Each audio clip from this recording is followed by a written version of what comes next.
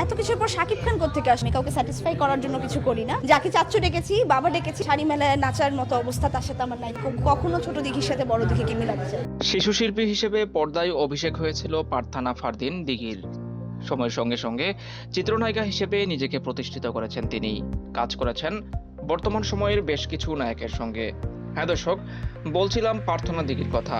তবে এখনো চিত্রনায়ক সাকিব খানের নায়িকা হিসেবে অভিনয় করতে পারেননি দিঘি। যদিও একসময়ে শিশু শিল্পী হিসেবে ওই নায়কের সঙ্গে স্ক্রিন শেয়ারের সুযোগ ছিল এই তারকার। তবে নায়িকা হিসেবে সেই সুযোগ এখনো হয়ে ওঠেনি। কেন সাকিবের সঙ্গে বর্তমানে কাজ করার ইচ্ছা দিঘির? সম্প্রতি একটি সংবাদ মাধ্যমে দেওয়া সাক্ষাৎকারে সেই প্রশ্নের উত্তর দিয়েছেন অভিনেত্রী। জানিয়েছেন সাকিব খানের সঙ্গে রোমান্স করতে চান তিনি।